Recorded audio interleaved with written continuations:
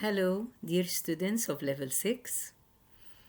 This is the video number 6, Western Intellectual History course, and we are going to continue our discussion of the philosophy of Friedrich Nietzsche. We talked about Nietzsche's early life and the development of his thoughts in the previous video, and in this video we are going to continue. Let us talk first of all about Nietzsche's major writings and major concepts. We will talk about two books that he wrote. The title of the first book is Thus Spoke Zarathustra. It was published in 1885. And the book after that of how Nietzsche was rejecting Christian philosophy, how using a name such as Zarathustra, which reminds one of the wise men of the Orient, is itself, it's a statement about his rejection of Christian ideology or religions in general. Now, in this book, there are two major concepts, and you will be familiar with them from our previous slides. The first concept is the will to power, and the second one is Superman or Nietzsche's hero. This second concept, Superman or Nietzsche's hero, will again be tackled in his other book entitled Beyond Good and Evil, because it's a very important concept. You know that for Nietzsche, we will talk about the two concepts together, and you are advised to read the box on page 145. There is a box about Thus Spoke Zarathustra, which tells you the major points of this book. And there is another box on page 147 for the second book, Beyond Good and Evil. Of course, the two boxes are included in the same chapter that I have asked you to read comprehensively, the Nietzsche chapter. So now let's see what we can add about these two concepts. We already mentioned them before. When we have someone who is talking about the will to power, to him, we know that this is the major virtue. And it is like human beings have this will to power. He even said that man is a rope between the beasts below and between Superman above. Remember the chain of being when you were studying the Elizabethan world picture back in the 15th and 16th century? We studied the Elizabethan world picture as a background to some of the Shakespearean plays, and how there is a chain of being with God above, then the angels, then man, and then we had the beasts or animals, and then the plants, and the stones would come, or the inanimate objects would come at the bottom of the chain. Now Nietzsche was using a different version of this chain of being. To him, there is just Superman, the top link of the chain, and the beasts are the bottom link of the chain, and we have man in between. And when he says that man is a rope, he means that each human being has the capacity either to ascend the rope, to climb the rope in the upward direction, and then to become a Superman. And how can we do this? By exerting our will to power, by stopping the slavish nature that we have, by rejecting conventional morals and conventional principles, and by being selfish and even cruel if need be in order to achieve our interests. To him, these are the virtues of supermen, of the leaders of humanity. Or, on the other hand, man can choose to descend downwards and become just a beast with no degree of pride or aristocracy, because again, sometimes Nietzsche's values are considered to be the aristocratic values. So you will notice that he's talk about the will to power, and he's talk about Superman, or what is sometimes called Nietzsche's hero. They are two related concepts. They are not separated from each other.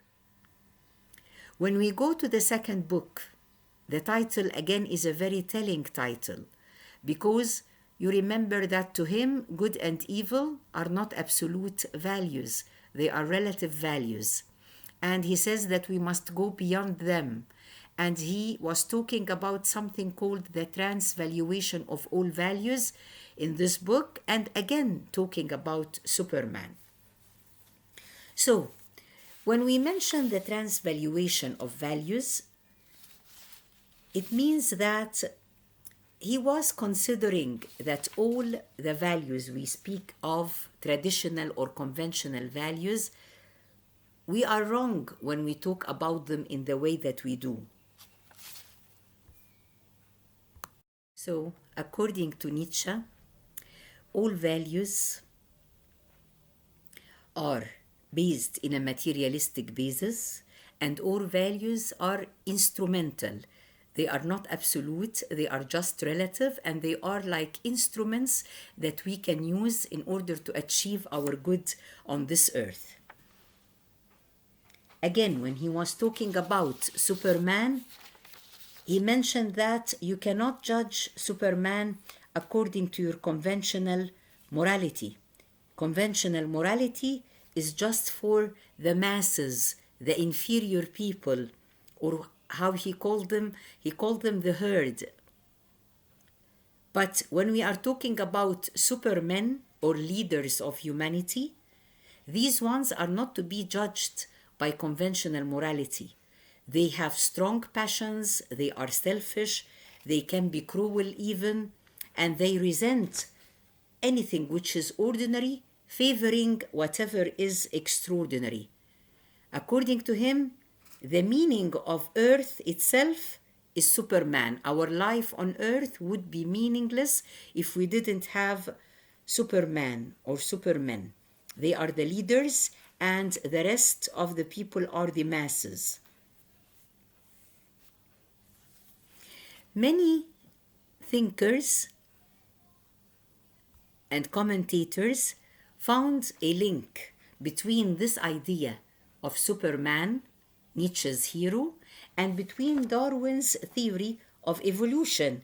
You have to remember that Darwin and Nietzsche lived at the same age, the 19th century, and Darwin's evolution as a theory was a shocking theory. Many people, including important thinkers, considered it to be degrading to human beings. They considered that if Darwin is saying that human beings are the evolutionary products of apes or mammals, and that we used to be lesser organisms and then we developed or we evolved to become human beings, many scientists and men of religion and philosophers considered such a theory to be degrading, but not Nietzsche. Nietzsche could see the positive possibilities of Darwin's evolutionary thinking. He said that evolution can move in both directions. It can move upwards and it can move downwards. So we as men are in the middle, as we mentioned before. We as men are like a rope between Superman and between beasts. Upwards, we would be supermen, and downwards, if we care about conventionality and the conventional morals and so on, then we would go and become beasts.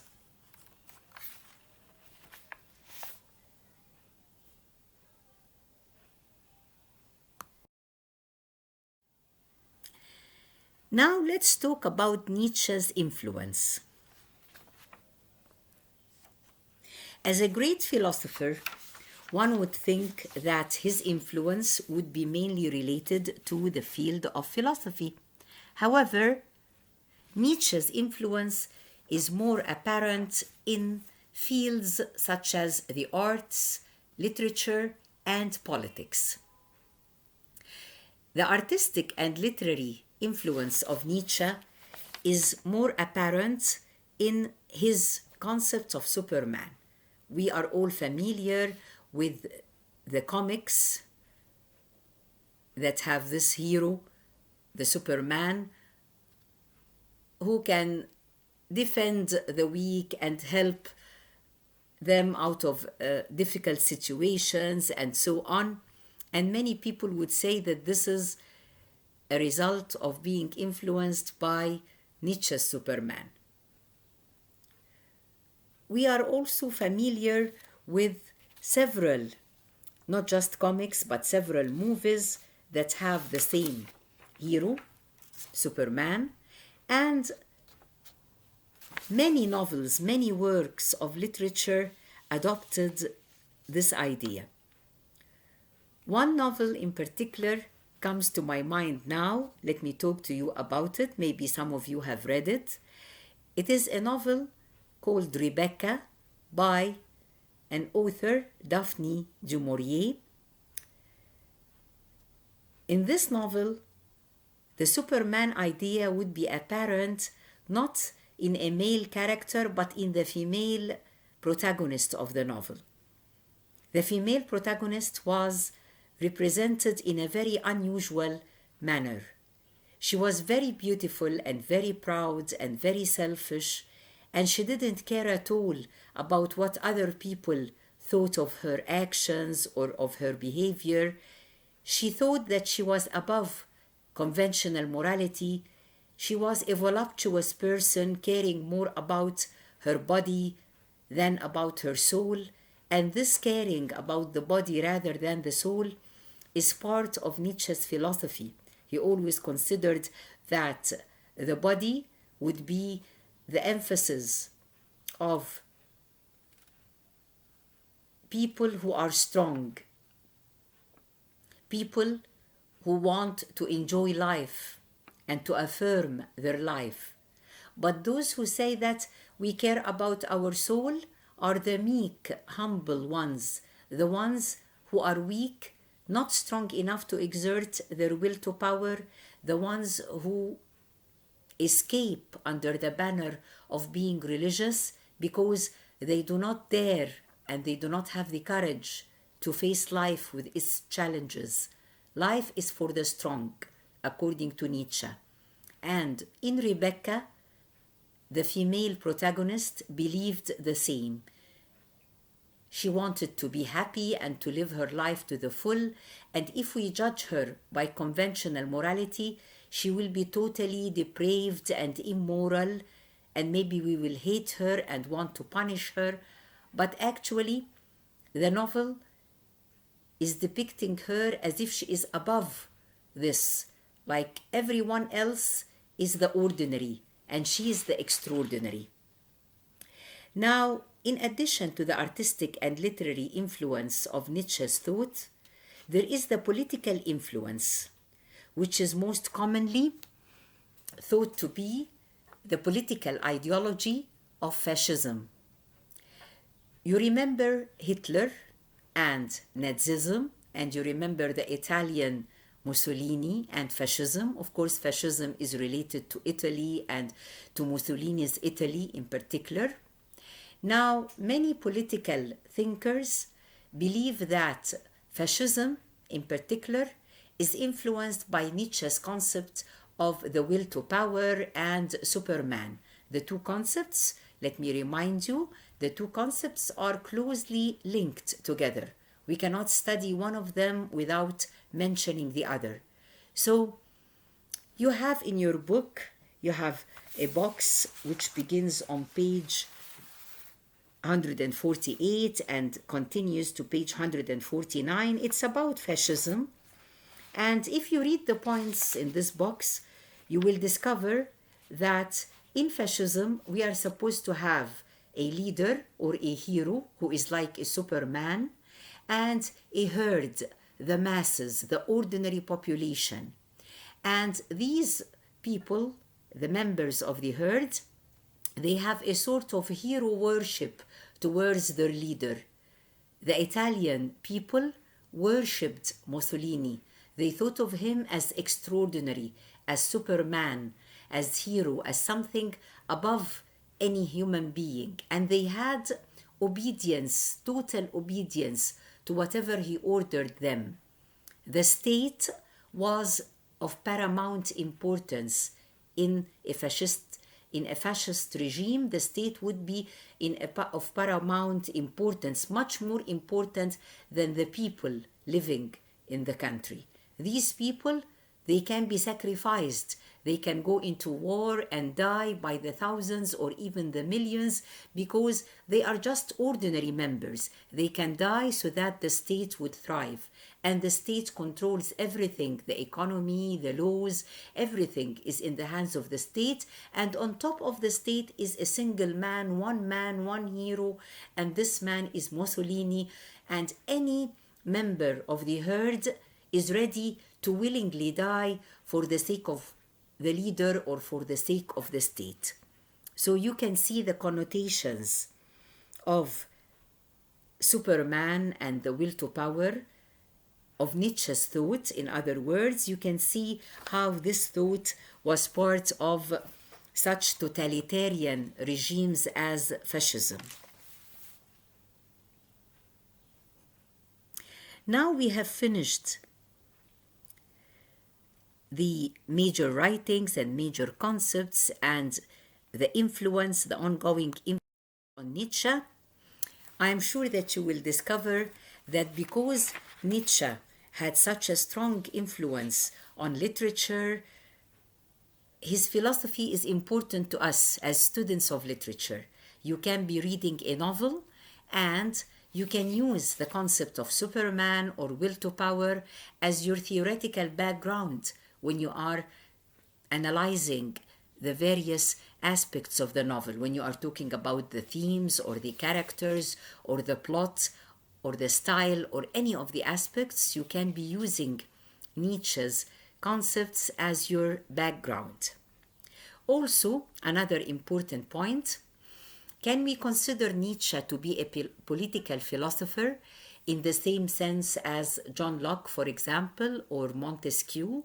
Some people would answer yes to this question because his influence on fascism, although it came unintentionally, in other words, Nietzsche did not intend to talk about politics or the nature of the state. He was more interested in the nature of humanity and the virtues of humanity and how there is no virtue except the virtue of the will to power and how we must all thrive and suffer and even struggle to reach this level of supermen, otherwise we are just slaves or ordinary people. He was more interested in human nature, but his concepts were applied to fascism, which is of course one of the political ideologies and a type of state, if you like. So sometimes he is compared to and contrasted with other political philosophers such as Montesquieu and Locke. Now, your study sources of Nietzsche's philosophy will be, as we said last week or last video, they will be the relevant chapter, the chapter in your book from page 141 to 150, in addition to these two videos. We come to the slide number 7 of our video, and it is an all-important slide, as you can see, because we have notes on our exam, whether it is the midterm, if we have one, or if it is the final exam. When you are studying, I am sure that you always need to have certain types of questions in mind, that these questions or these types of questions are the ones to be expected. So let me begin by telling you that the exam of our course, Western Intellectual History course, never requires you to answer in a long essay form or even a short essay form. Mostly, you will have multiple questions that require short answers. Sometimes the answer can be as short as 1 or 2 sentences. For example, you need to study definitions. You will be asked about short definitions, as you have on your slide, of philosophical schools and concepts and terms and so on. And the definition can be just 1 or 2 sentences, and maybe you would need to add a short example to explain your definition if you have an example. And I refer you to the boxes, the relevant boxes in all the chapters that we have tackled, the boxes that we have discussed together in class or in the videos, in order to know more about how to answer this question, the short definition type of question. You will also have, number 2, you can have 1 paragraph questions of any of the studied topics. I may be asking you about the thought of a certain philosopher or about the historical background of an age or any such thing, any of the points that we have studied, and we have studied many together. And the answer will be in the form of 1 coherent paragraph. Or the third type can be a compare-contrast questions. I can ask you to compare or contrast or do both between 2 different concepts or 2 schools of thought or 2 philosophers. And in this case, you will answer. It's up to you. You can answer this sort of question either in table form, points, or in the form of a paragraph, if you like, a few sentences about the first point and then a few sentences about the second. And the last type of questions is the true or false questions. You will be having statements and you will be asked to say true or false.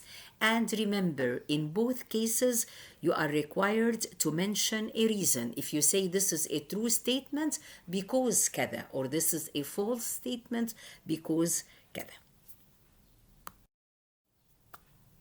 Now, we have come to the end of our video, which was the last video in our course. And let me wish you all the best. And I am sure that you will all do well in the exam if you just do your part of the task. It was a pleasure to teach you, whether we are talking about our class lectures or our videos. And I remain sincerely yours, Dr. Maha Sallam.